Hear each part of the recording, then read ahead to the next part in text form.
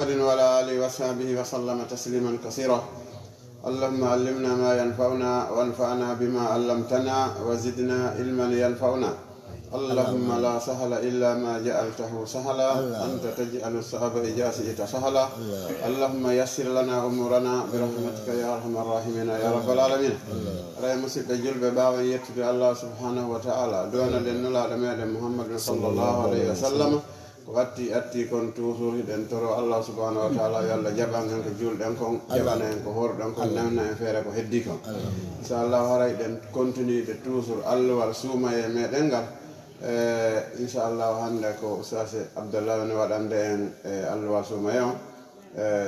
haray yette bari benno yeli no gasara ko hande wonata dernier on e der le hitande do kono yette sobben kan no fala yo hore jango inshallah haray no en torki Allah yalla hawrindi en ko yidi o yarde amin ay kangal jutingol den juntude inshallah sasa mikro on saybe wala na bayana wa barakallahu fikum assalamu alaykum wa rahmatullahi wa barakatuh.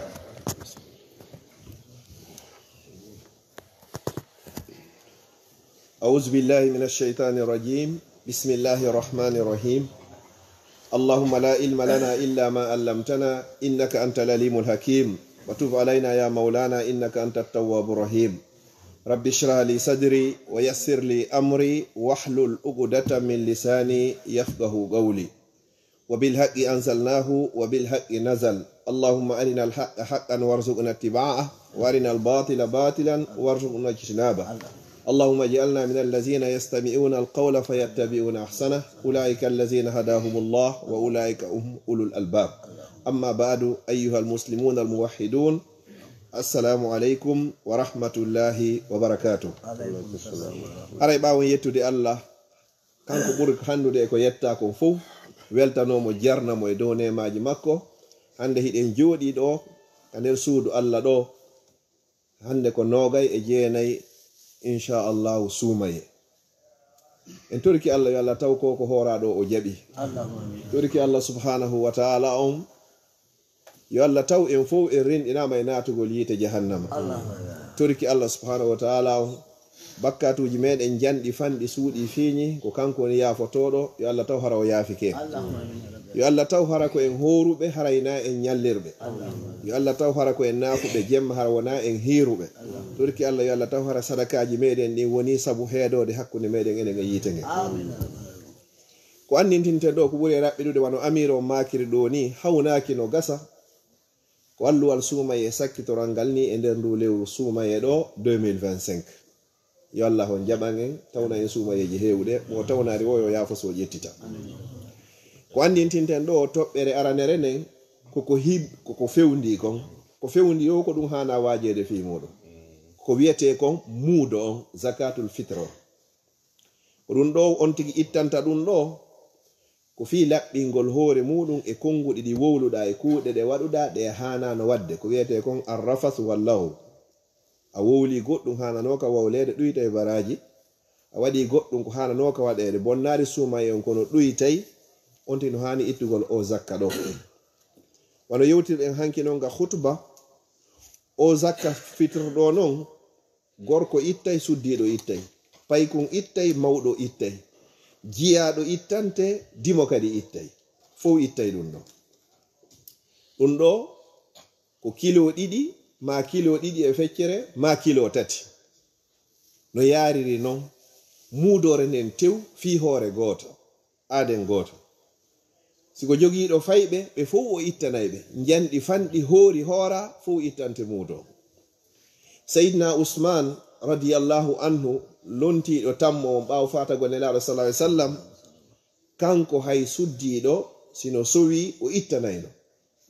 karama ko ɓen ɗum non inni ko min babil istihbab hayno yiɗa si feere ma nden no woodi 10 euro ɗo 8 euro ko ittanta sonnajo ma sowiɗo ɗum ɓeydete ɗuydatama wa man tatawwa khairan fa huwa khairul lah si tayno feere nden ala waɗɗaki sonnajo sowi ɗon yo bobo on ittene haray ko nenejo woni ko ittante ko ɓuri e moƴƴude yo on tigi ittu iidi muudo on ko adi juulugol iidi kala ittuɗo muudo ado iidi on juulede ko muudo o itti kala ittoyɗo non ɓaawo iidi juuloyeede haray ko sadaka e sadakaji woni ko itti haray na muudo hande kadi si wona hara ko yejjituɗo few Allah nangitirtayi ko yejjituɗen kon ma ɗum hara on tigi andari few iidi julde nde garino ɗum noon fof no wawi wonde wodi woɓɓe waltoɓe futoroɗano ha jango e futoro kadi few ɗum hino ara empêchement hino waɗa goɗɗo ko kadi no wawa wonde kadi goɗɗo yaha ɗo labtane ɓe pikamo ɗon goɗɗum o ɗano o ronka finugol few nde mo fino e hara feƴƴi few si tawi hara hina teware nde on tigi hettoye hoore mum wo hara yo ittu si on tigi no welsidike ha iidi on juulama yo andu o ittari muudo yo on tigi ittu ko adi o juuloyde no ɓuri e moƴƴude hande ni kikiɗe ɗo itta ɗo kisa hara kesum kumɓe joƴƴini kun ɗo si tawi no hiɗa andi hanaɗo jonnede on ƴettunaɓa jonnamo si addama ka jamewga menen ga komin ƴettu men jonna arɓe windi ɓen siɗa ɓuri andi handu ɗo ƴetto jonnamo mubasharatan o hendo ko adi iidi on juulede hara responsable ɓe nga kadi ɓe etto ɓe waɗa maximum possible kesum kun uddite sendite ko adi iidi on juulede ɗon haray ɓe totti hoolare ko ɓe hoola ko ittugol muudo on ko ɓuri e moƴƴude kon ko ittugol ñamete on si tawi ɗa andi a ƴetti ñamete on ɗum ɗon nafa jommuɗum jonnu ñamete on kono min kam mi wonɗo sa jonni nan ɗo kilo ɗiɗi maaro haray tigi jon o ɗuɗata lan nafugol si mi heɓi ɗo noon 10 € mi naatay ka snack walla mi heɓa ɗon pitawal gotol mi watta ɗo jus hun e ndiyam hun wawalan nafude karamo ko ɓen inni hadafu on e ittugol muudo ko fi miskin jon yo wawu nafitorde si tawi noon a ndaari a tawi ko mbuuɗi ɗin wawata mon nafude haray hino sella ka mbuuɗi ɗin itte few fi kala hino yeddodira e nder muɗum si tawi noon ko ñamete on wano wonɗo ka meɗen ka fulawaji on noon sa ƴetti ñamete on a naɓi a jonnimo haray a hoynanimo yawgol ka marché ji fi sodoygol kono sa jonni wonɗo ka fulawa mbuuɗi ɗin ko be o habbo kadi ha marché on hewta o yaha o yangoy o sooda ñamete on o wadda karamo koɓe ndo ko ɓe yaari aray noon ɓe ine nelaɗo sallallahu alayhi wa sallam ko ittuno ko ñamete on tun ɗum ko no woniri no selli ken jon noon ko ittano ɗum ɗon wawayno uddande miskinɓe ɓen yolɗe maɓɓe ɗen hino sella kadi ka muudo on eggine si tawi haton jini kono wata a naɓu fof ɗa wawi feccude ma naɓa ko ɓurɗurde kon ka meɗen acca ɗo ko lutti kon ɓay miskinɓe hino ɗo kadi hanuɓe hendade haray no woodi ka karamokoɓe buy aray ɓe windo e juuɗe muɗum awason jonnama dey haray meɗen ɗo ko ɓen Allah inni la yasaluna nnasa ilhafa ɓe torotako sabu teddugal ngal bani adama fu haray no woodi e dignité mum on hara no ɓurni haala ba kono haala ley ton haray hunde ala ko ɗum yiyaton ni ɓeyna goɗɗo hino ɗo liste miɗo jogui ɗo 10 hendotoɓe muudo ɓen noon ɓe ƴetteɓe jonne lutti haray hakkude jonnuɗo on e jonnaɗo ko noon kadi zakka jawdi nin kadi ittay ɓe zakka ɓen fuu sa itti zakka ko ɓuri moƴƴude ko a jonnu tampuɓe ɓen leydi ka wonɗa ɗon ka jawdi nin ɗaɓɓa ɗon masalan ene wuuruɓe Europe ɗo ko ɗo wonɗe yangade heɓen jawdi nin ɗo ko ɓe miskinɓe wonɓe ɗo ɓuri handude e zakkaji ɗin ɗo hino sella noon ka egginen nawren kamen ma e leydi goo kono ɗo taw hara ɓeɗo ɓe heeɓi ko fanɗi o seeɗa ɗum ɗo ko yowdiri fi muudo no itte maaro no itte hoje kala ñameteji ɗin fof hino sella ka itte si tawi noon kaka wonɗen ɗo kadi a heeɓi ñamete o mo wawata ƴettude jonna o nafitora fa biha wa ni'ma haray jonnoymo kono wonti wata onti ƴettoy tun soodi e ñamete o mbayinnama ko ɗum no ɓuuri e moƴƴude adda wallida ka jaami ɗo tun feede bara sagol soodoya kilo 2 inna joni mi itti adda wallina ɗo har hay goto ƴettata yaada e muɗum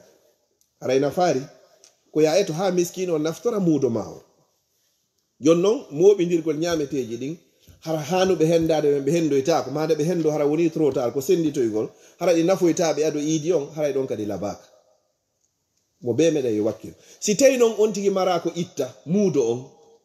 an e ɓeygurema on mara ko itton on ittayle ko yo windo honno hersinaki ara tawa amiron ɗo ko ɗum watteɗo hoore dina fof ko neɗɗo haray ko neɗɗo hoolaɗo marayɗo gundo yida e amir on haray de min mi ala ko mi itta min e ɓeygure ande muudo on haray si woɓɓe hendini on ton haray hendinera amir on ɓe wawi ƴedde ka jiifa maɓɓe ɓe jonna ɓe ko ɓe ittayno kon kankadi o yaha o itta ɗon noon haray ko honno ko yo ƴettu taw kanko jonnaɗo on yoratamo kanko ko ñaama kanko e ɓeygure makko nde luttuɗi noon hande kay noon o yaltinoya si tawi noon ko jonna kon wawari yonugol ko ñaama kanko e ɓeygure makko nde ñande julde haray yoɓe ñaamu ɗum ɗon ha gasa hara hay si ɓe ittari la yukallifullahu nafsan illa wusaha haray Allah fawari ɓe hay hunde sina yeru taga wonki kin yedi ko ki gaynta ko kon non haray wata o hersu landagol a landota ko jama on arata ɗo public man inna min de miɗo faala yon jonnam muudo kono e nder ɗo moko baɓɓen fof ka jami a heɓay ɗo aade goto mo hooliɗa mo annduɗa feññinta gundo inna de haray min komi haton jinɗo ko ɗum siyoton ka meɗen mawɓe meɗen ɓe yo Allah on yaafoɓe hiɓe jogino hikma moƴƴa faamu fiitelen o muudo e o zakka min kon mandi kon fuu yeru komi waɗi fulawa kon fuu muudo on fop kaka imam on naɓete fi kala ɗo non ala adude jonna men ɗo jonna oustad ramadan fop moɓidira ñameteji ɗi naɓa ka imam on na de fi imam on ɓe ñama yiɗi fo la kono imam on haray no andi alhaali lamateri mundin fuu ka hoɗo ɗon on haray ɓe andi famille ɗin fuu si moɓidirama ɗon ha gasi yiyon imam on kay no nodda sukaɓeɓen fof ko ɓuri kon hara ɓe jogui jangganakuɓe ɓe eta ɗo sariyare joyi ɗo sariyare sappo ma ɗo walare ɗo ɓe ina naɓu ɗum ɗo ka nenan kaari naɓu ɗum ɗo ka moodi kaari ko noon senditirteɗi fappo hande kadi mo be hen ɗo ko ɗum ɗo ko diina kam wirini ko ɗum neɗɗo fof neɗɗo ardinteɗo e fiika diina yo daare neɗɗo on hara ko handuɗo e ardinede hara ko waway ɗo marde gundoji ɗi si tawi otowal gaariɗo yoni en fokkitiɗo yawgol lies ma Anvers ɗo ma yawgol ɗo Allemand ma France mo joɗɗinten on ka ɓawo direction fi yo naɓu en komo fellituɗen go'o hino mari permis hino wawi na fiitu himo mari permis tum ko ɓay hara hiɗen felliti ko dogginta kon hara hino yeɗɗi si ƴamen ɓawo jooɗoɗen ɗo kadi o mo feƴƴinten yeeso ɗo kadi yo julnu en ko kanko waɗɗen intermédiaire hakkunde meɗen e Allah subhanahu wa taala ko foti hara himo andi ko holno julnirte wata en feƴƴinir ɗo tun duuɓi wata en feƴƴinir ɗo tun coñci labaɗi wata en feƴƴinir ɗo tun goɗɗo fi waare wata en feƴƴinir goɗɗo ɗo tun fi kulol ma fi mo jogii feere laa en hewtoytaga fokkituɗen to en waɗi ɗum ɗo wonongoy ko so tawi ko yowdiri fi diina kan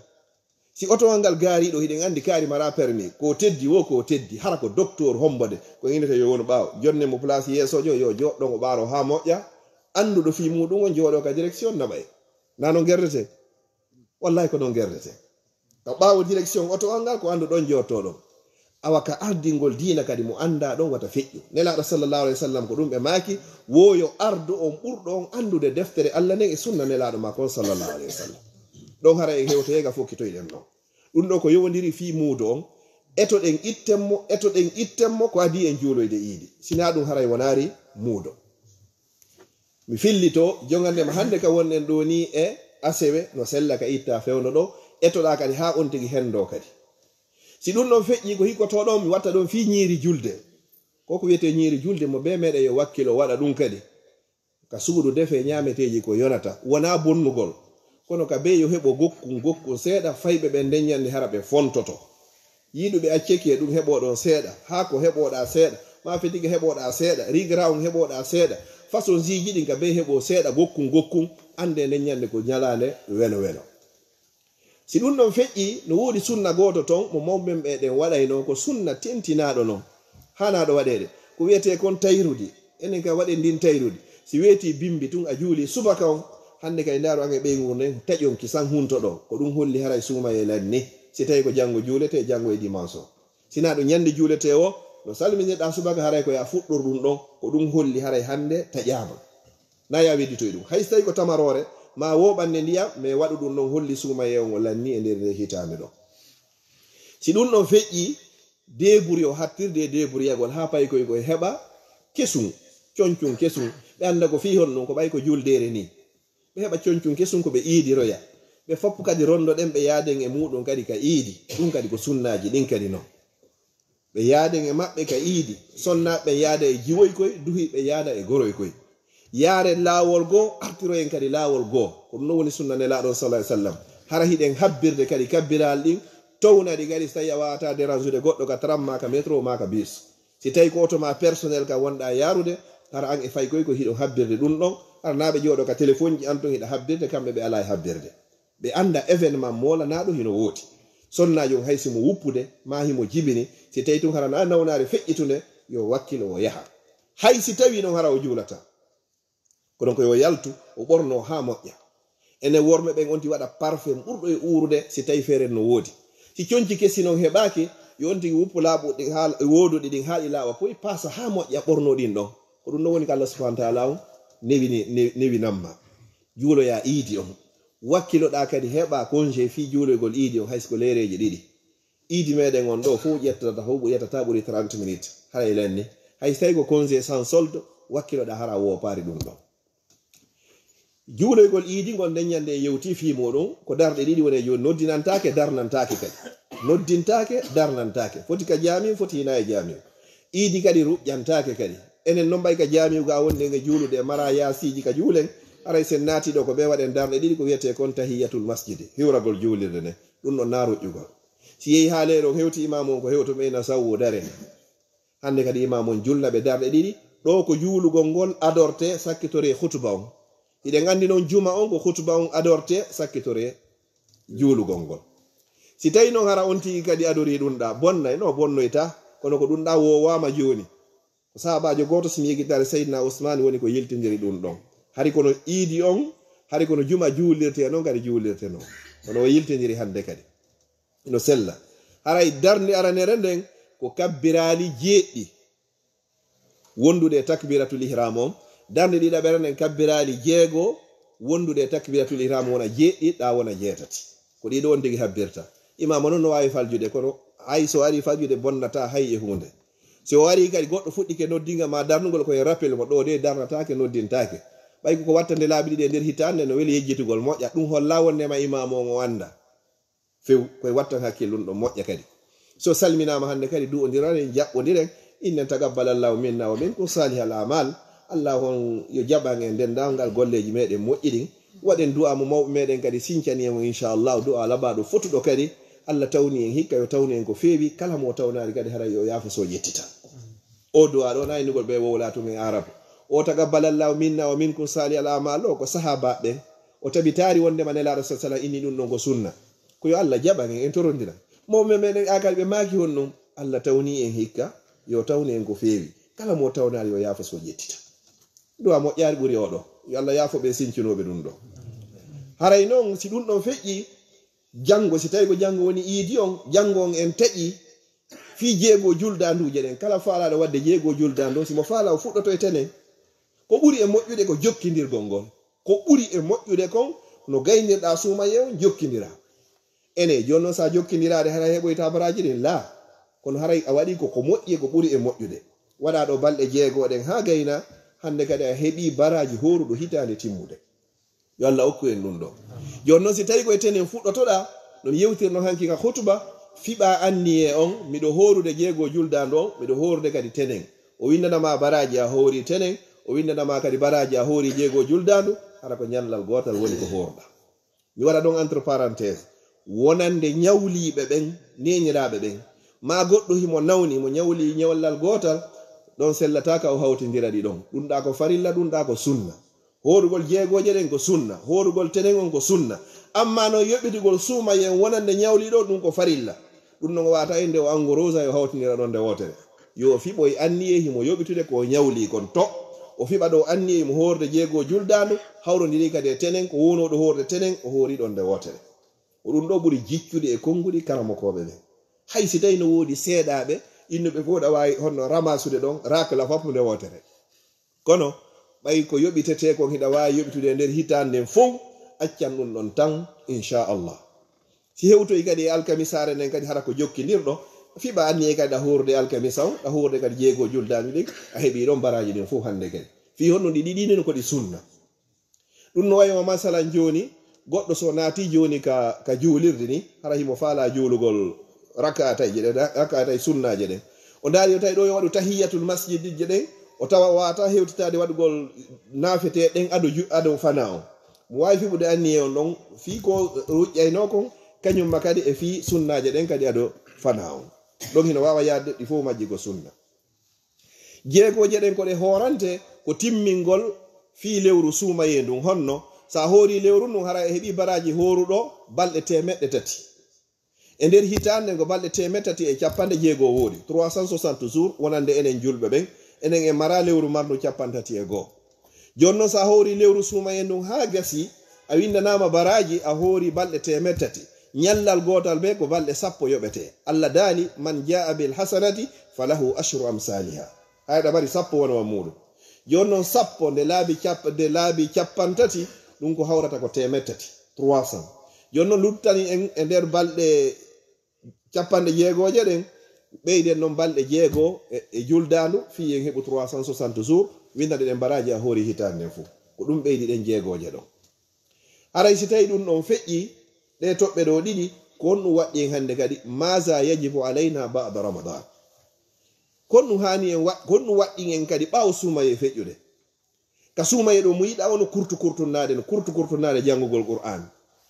seede golle ma moƴƴe ɗen ɗe jaɓama ka suumaye ko honno andirta ɗum ta lando yo amir on ta lando ustad hay goto an tigi andana e hoore ma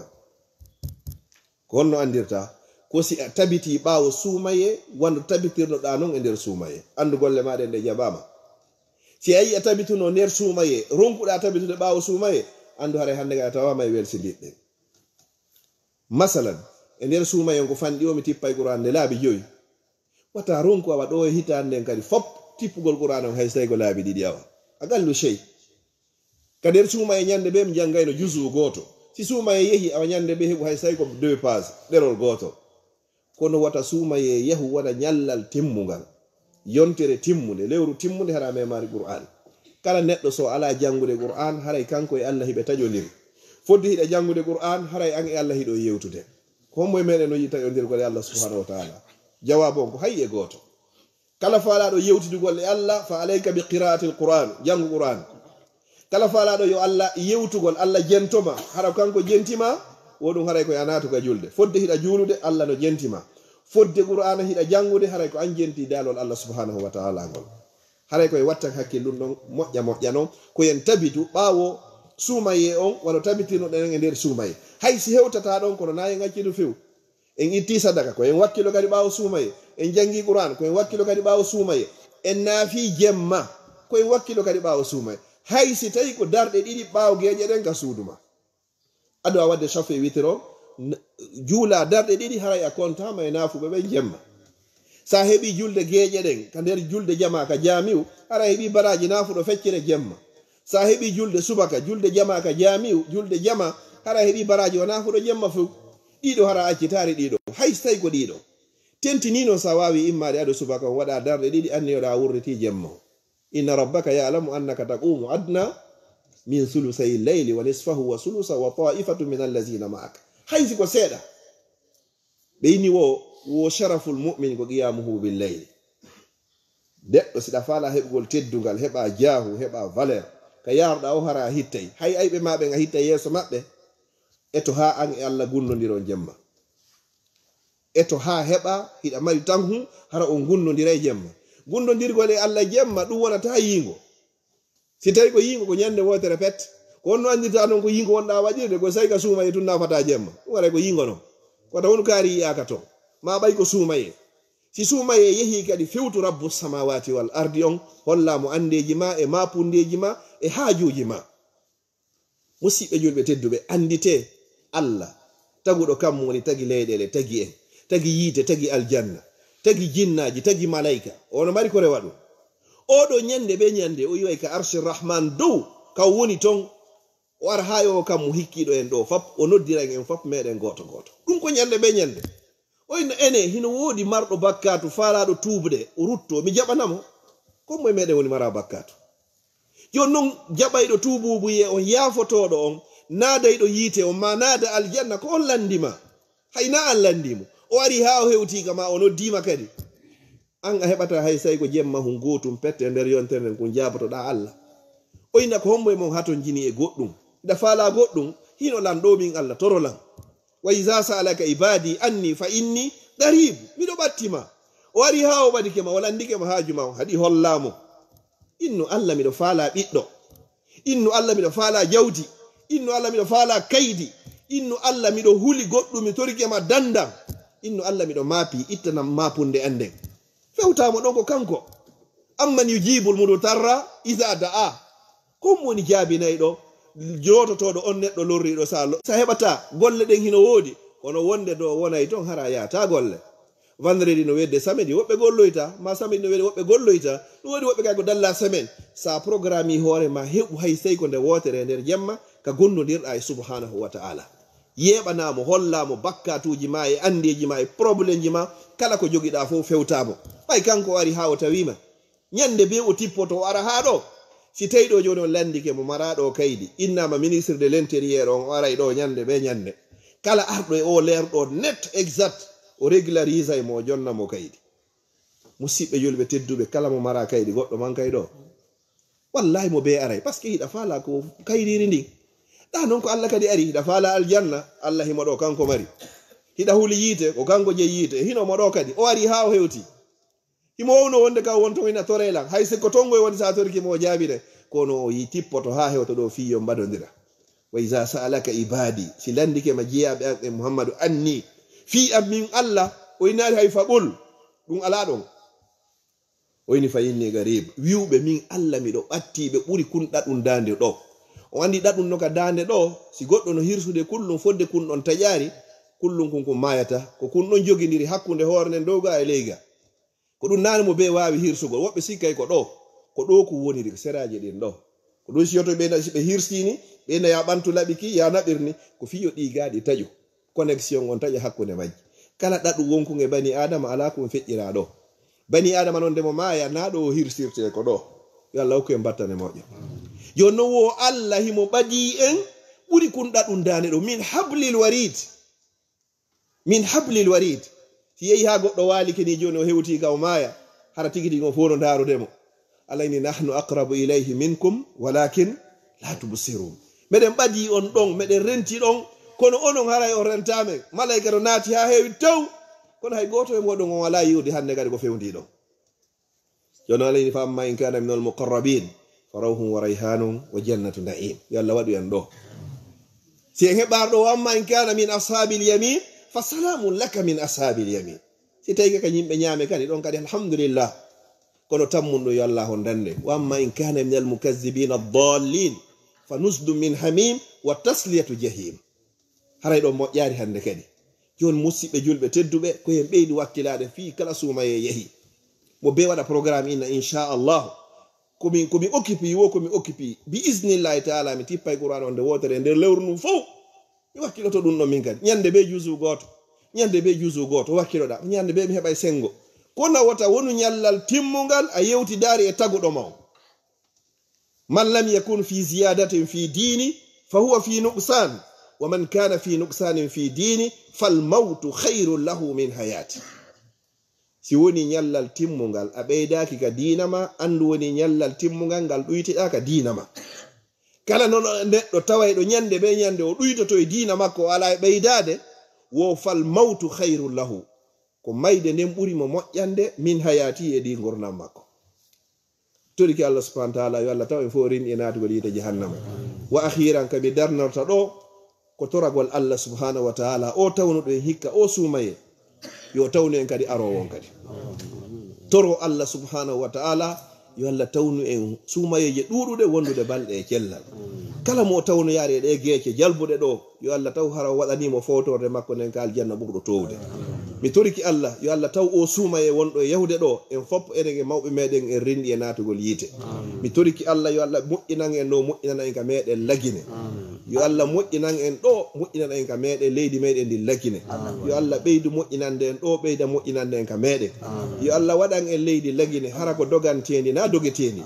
toriki Allah yo Allah waɗu lagine ka dogante harana ka dogete mi toriki Allah soñja e soholaji e ɓitteni ko woni toon kon ko wawi ittude ɗum wo ko Allah yo Allah on ittan en mi toriki Allah yo Allah moƴƴin en ka konngol e ka kuugal yo Allah moƴƴinan en ardiɓe ɓe moƴƴinana ardaɓe ɓen toriki Allah subhanahu wa ta'ala yo Allah okkore lamɓe fewɓe nunɗuɓe huloɓe Allah yiɗuɓe leydi yiɗi ɓiɓɓe leydi yo Allah waɗu en enen kadi laamateri fewndi nunɗudi hulori Allah yiɗidirandi hakkudeji meɗen teddinayɓe ardeɓe ya rabbal alamin toriki Allah subhanahu wa ta'ala hawnaki ɗo gasa ko ñallal sakkitoral ngal ni yo Allah wurnu en e nder o suumaye ɗo ñallal sakkitoral ngal leyru suumaye ndum yo Allah wurnu en fodde gurnaɗa no moƴƴani Allah ko an andi ko wirni ñande tawata ko laakara woni ko moƴƴani men tororima inde maɗen fof ƴettitu men nde ñande yo Allah longin men kalimatu tawhid nde himɓe maaya ɓe mawɓe meɗen hikkiɓe yeeso yo Allah yaafoɓe